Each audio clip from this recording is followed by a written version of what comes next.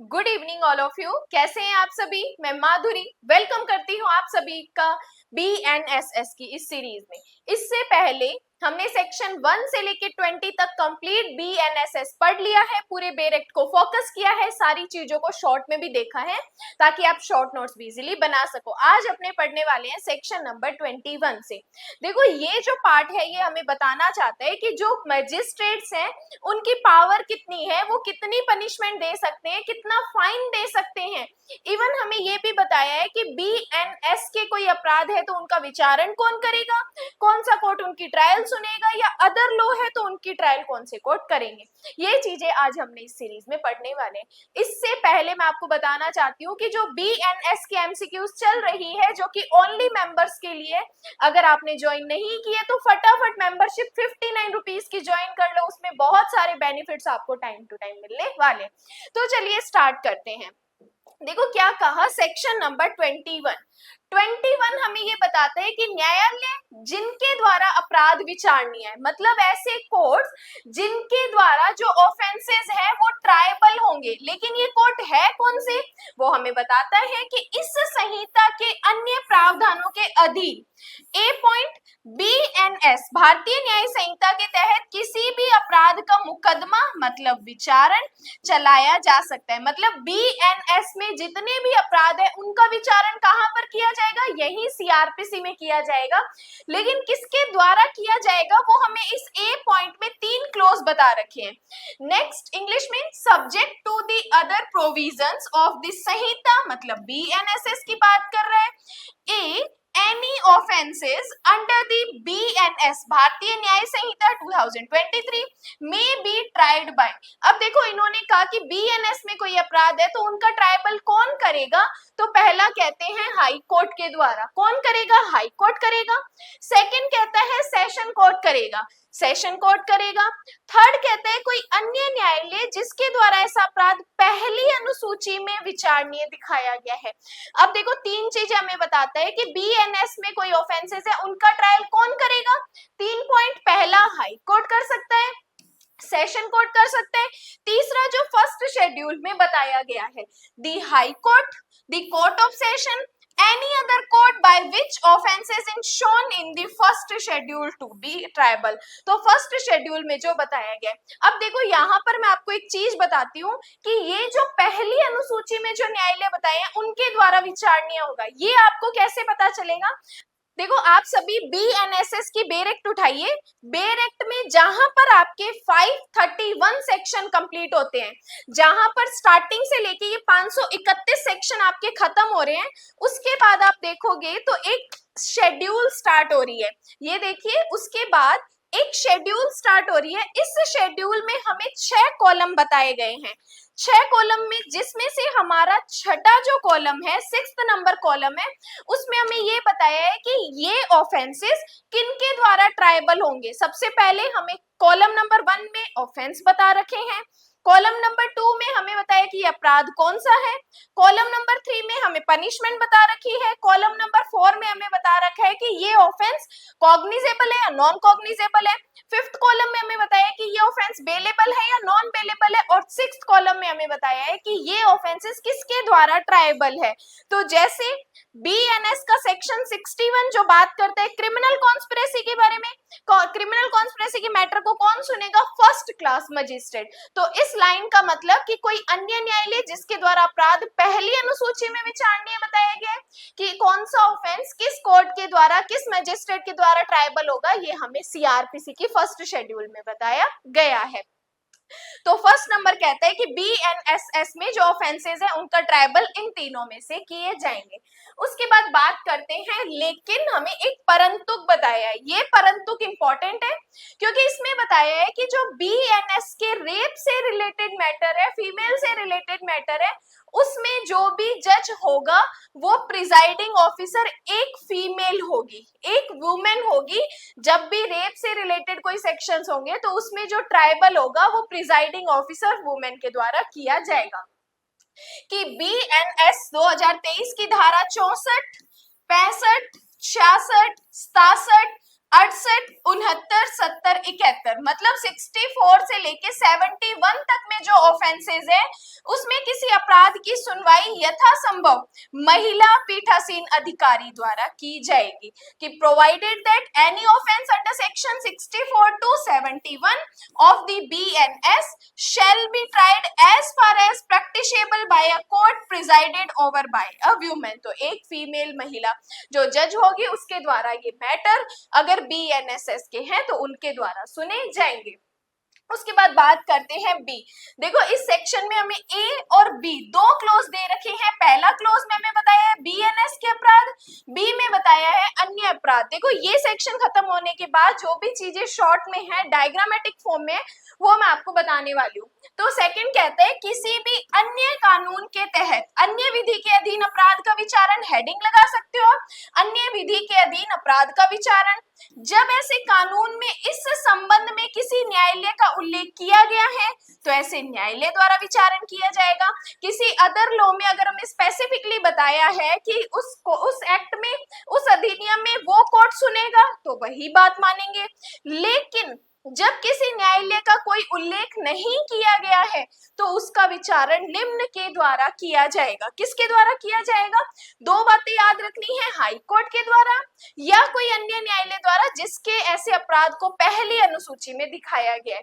कि ये B clause हमें बताना चाहता है कि अगर किसी अन्य विधि में कोई अपराध है, अगर उसके लिए हमें कोर्ट स्पेसिफिक बता दिया कि ये कोर्ट मैटर सुनेगा तो वही कोर्ट के पास वो मैटर जाएगा। लेकिन अगर किसी अधिनियम में अदर लॉ में कोई स्पेसिफिकली कोर्ट का नाम नहीं बताया तो फिर किसके द्वारा सुना जाएगा? या तो हाई कोर्ट के द्वारा या अदर कोर्ट के द्वारा जिसे फर्स्ट शेड्यूल में बताया गया है, जिसे फर्स्ट शेड्यूल में बताया गया है कि any offence under any other law shall when any court is mentioned in this behalf in such law be tried by such court and when no court is no mentioned may be tried। अगर mention नहीं किया तो high court के द्वारा और any other court जिसे बताया गया है फर्स्ट शेड्यूल में। तो ये दोनों क्लोज ए और बी हमें याद रखना है कि जब BNS में अपराधों का ट्रायल करना है या अदर लॉ में अपराधों का ट्रायल करना है, क्योंकि यहाँ से मेंस का क्वेश्चन आता है। जैसे सेक्शन 71 कहता है 2 पॉइंट कि BNS के अधीन अपराध का विचारण किसके द्वारा किया जाएगा? हाई कोर्ट के द्वारा, सेशन कोर्ट के द्वारा या फर्स्ट शेड्यूल में जो भी हमें कोर्ट बताए गए हैं उसके द्वारा। या अगर कोई अदर लॉ है, अदर लॉ में अपराध का विचारण किसके द्वारा किया जाएगा? अगर उस अदर लॉ में स्पेसिफिकली एक्सप्रेसली तौर पे किसी कोर्ट का नाम बताया है तो उस कोर्ट के द्वारा, अगर नहीं बताया तो फिर या तो हाई कोर्ट के द्वारा या जो फर्स्ट शेड्यूल में मजिस्ट्रेट या कोर्ट के बारे में बताया गया है वो कोर्ट या मजिस्ट्रेट उस ऑफेंस की ट्रायल करेगा। तो ये सेक्शन 21 हमारे लिए वेरी इंपॉर्टेंट, प्री के क्वेश्चन आते हैं प्लस नॉलेज के लिए बहुत इंपॉर्टेंट है। तो अपराध किसके द्वारा विचारणीय होगा?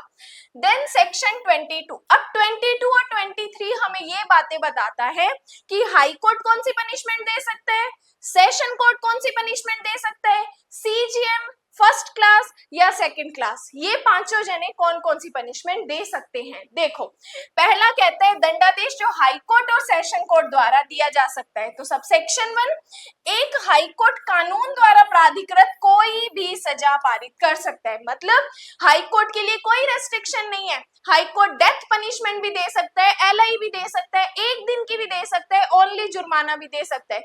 जितने भी अपराध, जितनी भी पनिशमेंट्स हमें बताई गई है वो सारी पनिशमेंट हाई कोर्ट दे सकता है।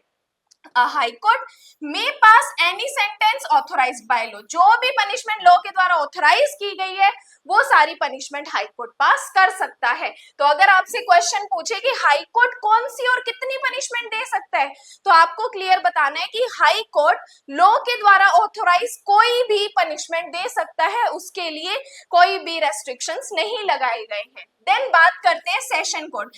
अब देखो सेशन कोर्ट या एडिशनल सेशन कोर्ट, क्योंकि जब सेशन कोर्ट और एडिशनल सेशन कोर्ट होते हैं ये दोनों इक्विवेलेंट होते हैं, अलग अलग नहीं होते, ये दोनों बराबर होते हैं। तो सेशन न्यायालय और अतिरिक्त सेशन न्यायालय कानून द्वारा प्राधिकृत कोई भी सजा पारित कर सकता है। मतलब चाहे सेशन कोर्ट हो, एडिशनल हो, कोई भी पनिशमेंट दे सकते हैं, लेकिन बट ऐसे किसी भी न्यायाधीश द्वारा पारित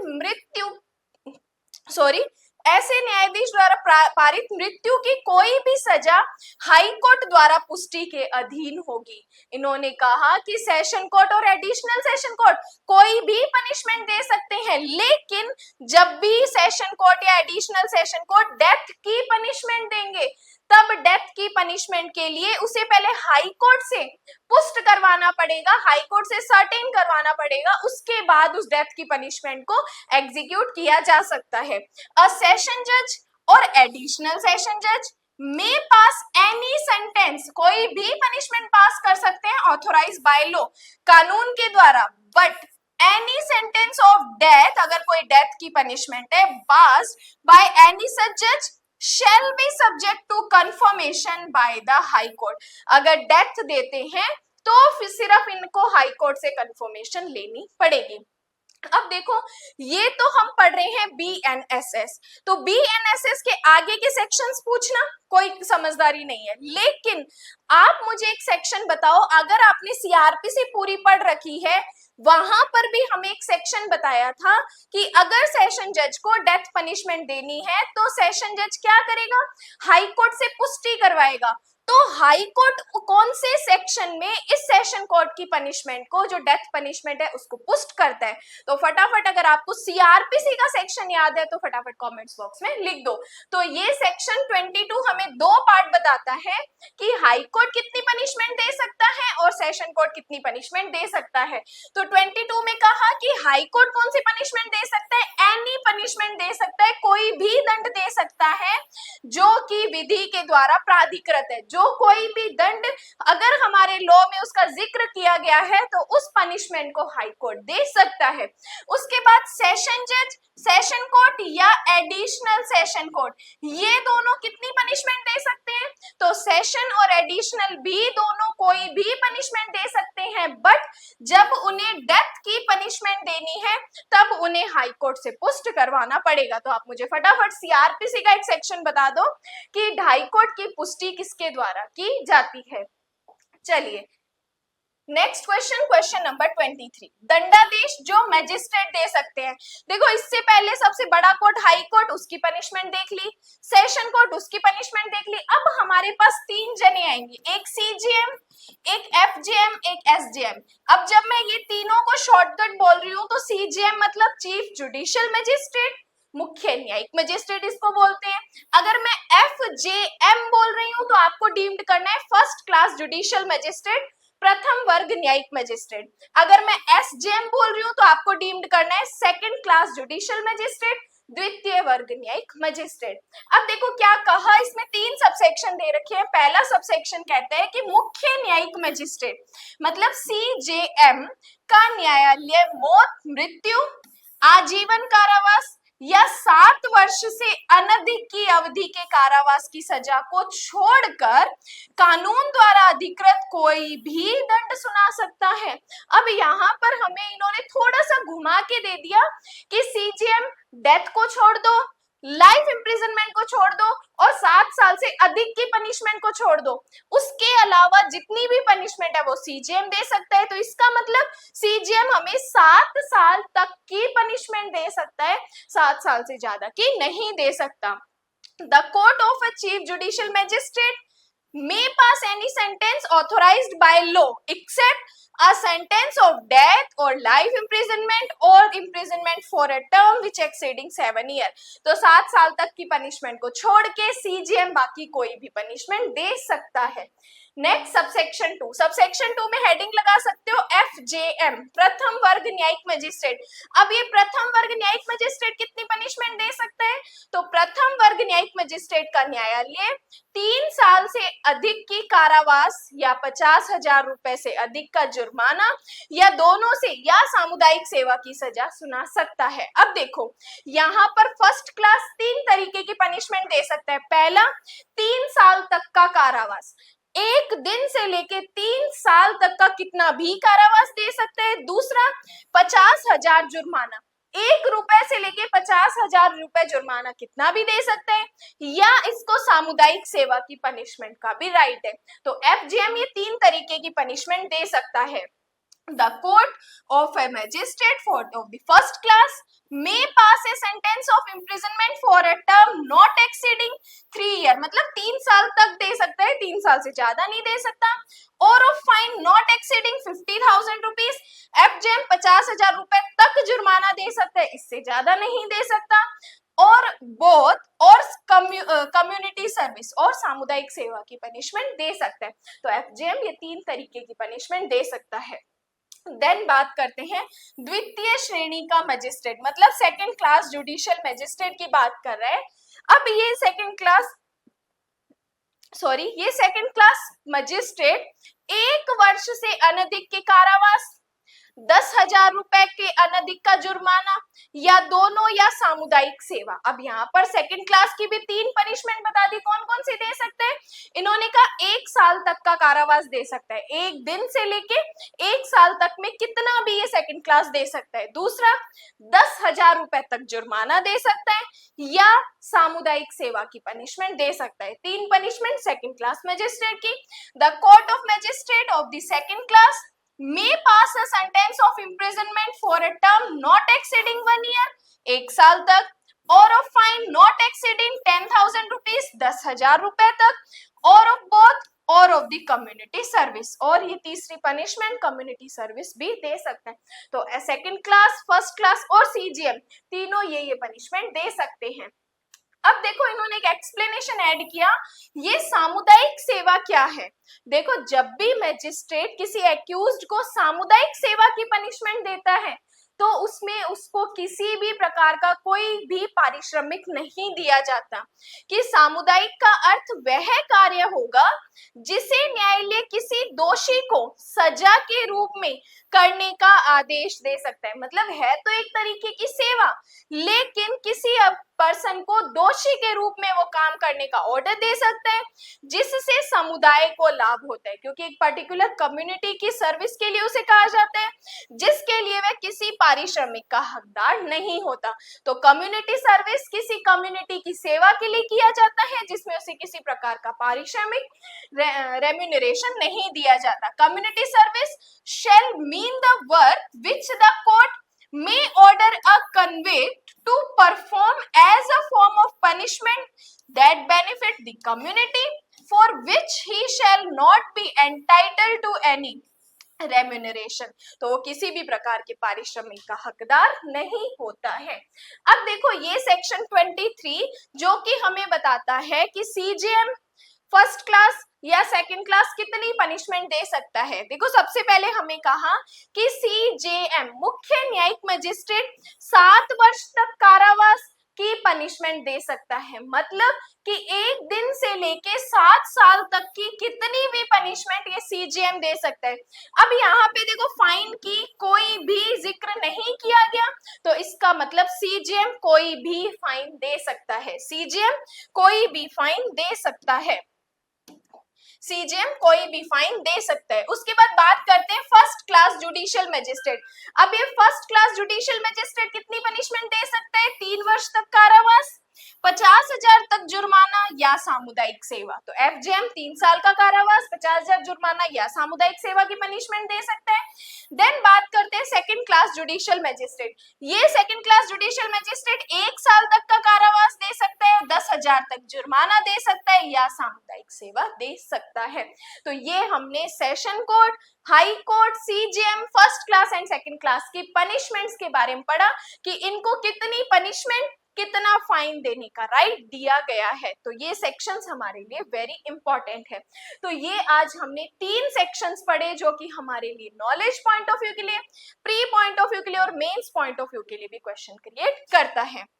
देखो अगर आप चाहते हैं कि एमडी लॉ क्लासेस के पेड बैचेस ज्वाइन करना, तो पेड बैचेस में आपको क्या क्या बेनिफिट्स मिलते हैं वो मैं आपको बताती हूँ। देखो जब आप पूरा जुडिशरी का बैच ज्वाइन करते हो तो उसके अंदर आपको टेस्ट सीरीज मिलती है।